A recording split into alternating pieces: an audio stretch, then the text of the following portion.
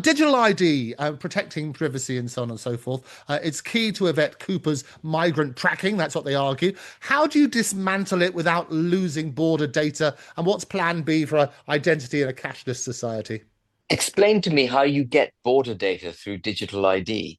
Yeah, I know. This is what she's trying to say around, I isn't it? know, but it's nonsense, isn't it? Because those people who've got into the country illegally are not going to have digital ID anyway. They're the ones. It's again, it's Orwellian in the way that they're selling it because it's so evidently not going to trap people who haven't got digital ID. The whole point is they're already here illegally. They can't get a job at the moment. They shouldn't be able to get a job at the moment because they haven't got a national insurance number. They shouldn't be able to cross our borders because they haven't got a passport. They shouldn't be able to drive a car because they haven't got a driving license. But they do all of this in breach of our laws. And having a digital ID merely polices those who are already in possession of a national insurance number, a British passport, and a driving license, etc., etc., etc. They're selling a lie. So digital ID just needs to be revoked. If they put it in, an advanced UK government will revoke it. End of And story. how do you respond to people who say, well, look, all of this, you've got 70 times a day you're filmed on CCTV thing. Every time you use your loyalty card or your mobile phone, we're tracking information about you. That information's already out there. How do you respond to that? Well, if it's already out there, then be content with it. You've got it. So relax. We don't need the digital ID. Well, they're saying you put it all in one place. It'll make it cheaper and easier. What? So you give up your ability to control your own, you give up your civil liberties and you expose yourself to hackers because it's convenient. It's a bit like the argument they've made in favor of the EU. Oh, what a shame. We won't be able to walk through the e-gates anymore. Really? You give up your sovereignty in favor of walking through e-gates?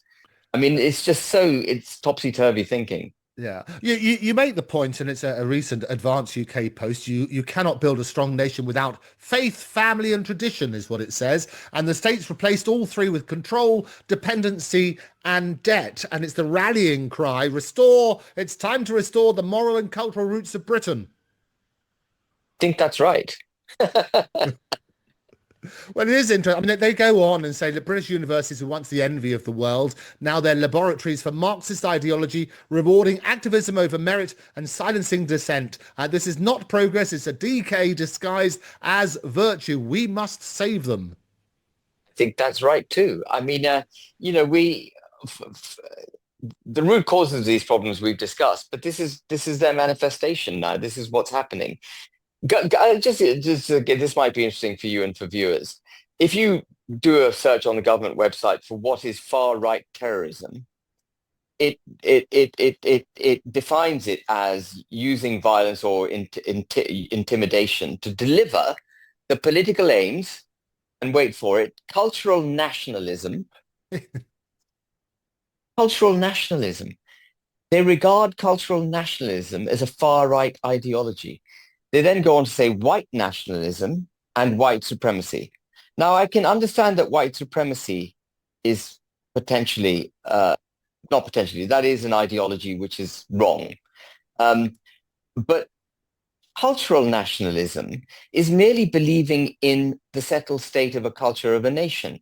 That is the definition of a society. That is the definition of a nation. So the government is actually telling us that if you believe in this country, if you believe in a settled culture for this country, you are far right. That's what the government of this country is saying. It is quite extraordinary. And as you know, I'm not a fan of labels. We've spoken about this beforehand, and people want to shut down debate by putting a label on it, don't they? Well, that's it. Exactly.